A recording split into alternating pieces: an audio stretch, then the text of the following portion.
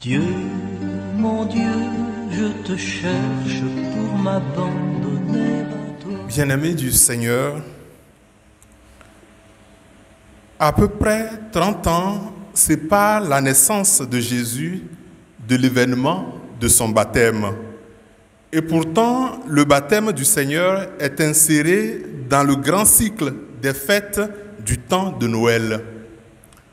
Contrairement aux fêtes pascales qui mettent en lumière l'accomplissement, l'achèvement de la mission du Christ, les célébrations de la nativité et du baptême appartiennent à la série des fêtes liturgiques qui éclairent les origines de Jésus et ses premières manifestations divines.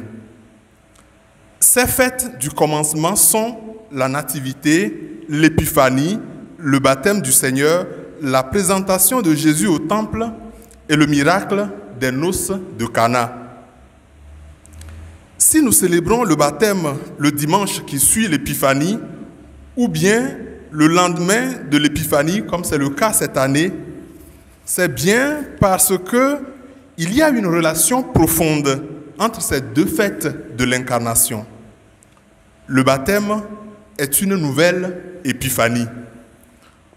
En réalité, toutes ces fêtes du commencement peuvent être regroupées sous l'unique appellation d'épiphanie du Seigneur, parce qu'elles signifient dans leur ensemble, et chacune d'une manière unique, elles signifient le resplendissement du Verbe fait chair, le Christ qui vient dresser sa tente de lumière parmi les hommes. Pour les pères de l'Église, le baptême est la véritable et la seule épiphanie dans l'histoire. Saint Jean Chrysostome, par exemple, dit qu'il n'y a que deux épiphanies. La première épiphanie, c'est l'épiphanie du baptême du Seigneur, et la deuxième, l'épiphanie de la béatitude future, l'épiphanie de la révélation finale de Dieu. Que l'on présente le baptême comme la seule et véritable épiphanie, cela obéit à plusieurs raisons.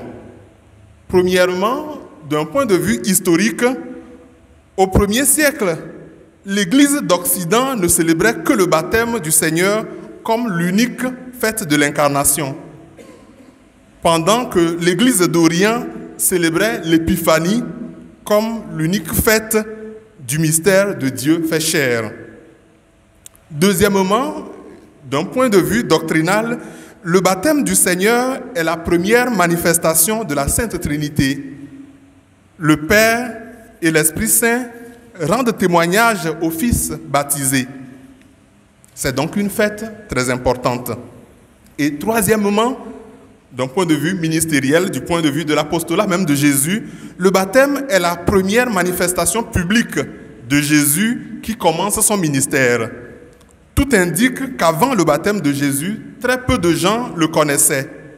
Jean lui-même en témoigne: « Je ne le connaissais pas, mais si je suis venu baptiser dans l'eau, c'est pour qu'il soit manifesté au peuple d'Israël. » Les raisons pour lesquelles Jésus se fait baptiser dans le Jourdain sont nombreuses. Je voudrais emprunter ce chemin de méditation avec vous. En remontant de l'eau, Jésus vit l'Esprit de Dieu descendre sur lui comme une colombe, et les cieux s'ouvrirent, une voix se fit entendre: « Celui-ci est mon Fils bien-aimé, en qui je trouve ma joie. » En Jésus, nous devenons tous des fils bien-aimés de Dieu. En Jésus, nous devenons des fils adoptifs de Dieu. Le baptême de Jésus est le commencement de la révélation des fils de Dieu, qui deviennent une nouvelle création. Quand Jésus sort de l'eau du baptême, toute la création sort de l'esclavage, de la dégradation, du péché, pour connaître la liberté de la gloire donnée aux enfants de Dieu. En se baptisant, Jésus fait du baptême le signe sacramentel de la rédemption de toute la création et confère au repenti, à la conversion, une force de renaissance, une force de repenti, une force de renouvellement de notre vie.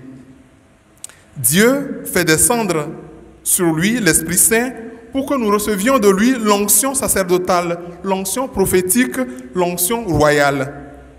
En se baptisant, Jésus ouvre pour nous le trône de la grâce et nous sommes à nouveau introduits dans l'amitié de Dieu. Un chemin de retour à Dieu s'ouvre pour les pécheurs.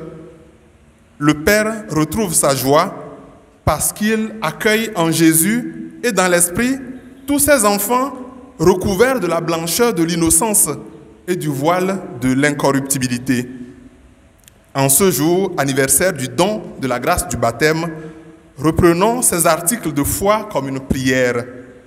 Je reconnais un seul baptême pour le pardon des péchés. J'attends la résurrection des morts et la vie du monde à venir. Que l'Esprit lui-même actualise en nous les grâces de notre baptême, au nom du Père et du Fils et du Saint-Esprit. Je veux être celui que tu veux